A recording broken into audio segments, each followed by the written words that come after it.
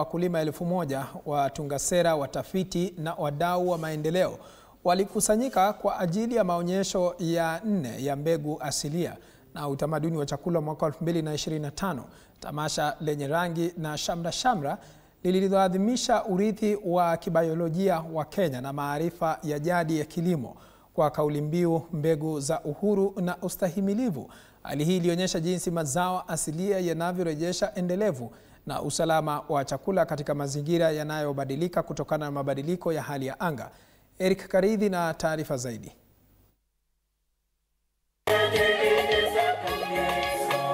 Katika mazingira yenye shamra, muziki wa kitamaduni na vyakula vya kienyeji, maonesho ya mbegu asilia na utamaduni wa chakula wa mwaka 2025 yaliwaleta pamoja wanajamii wenye lengo moja: kuhamasisha umuhimu wa rejesha uhuru wa mbegu asilia Kenya.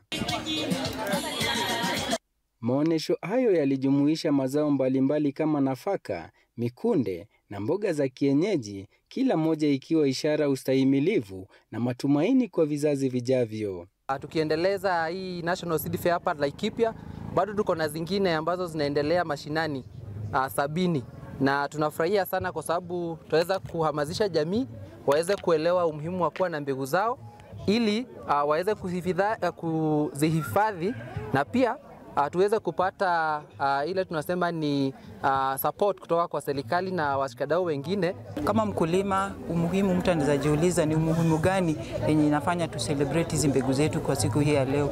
Hizi mbegu zetu tukizihifadhi, tutapata kwamba zile mbegu ambazo zilikuwa zinajaribu kupotea, tutazihifadhi, tutazipata na zitatumika kutoka kwa kizazi kimoja ama kingine.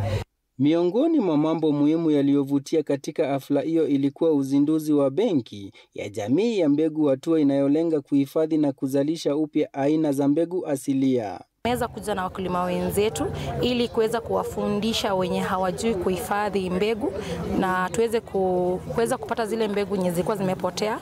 Tuko na mahali tunaziweka hizo mbegu, inaitwa seed bank, na hapo seed bank iko save kwa kuweka mbegu zetu. Serikali za kaunti pia ziliapa kuunga mkono mfumo wa mbegu inayoendeshwa na wakulima, hatua kubwa kuelekea ubunifu wa kilimo shirikishi na wa chini kwa chini.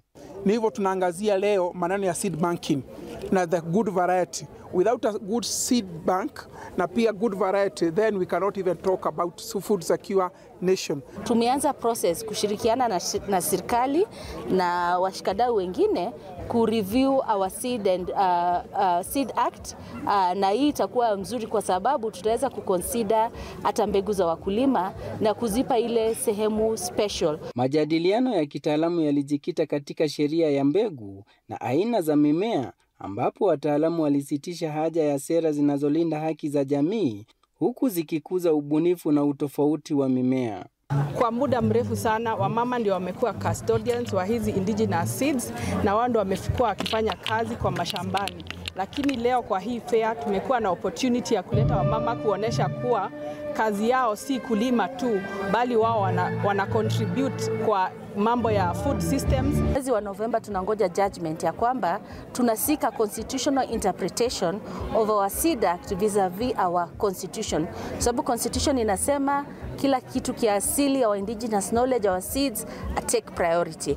Washirikishi walikumbusha kuwa chakula si lishe pekee, bali pia ni dawa, utamaduni na utambulisho, wakihimiza uwekezaji zaidi katika mazao ya kienyeji yanayostahimili mabadiliko ya tabia nchi, huku yakilisha watu na kulinda mazingira.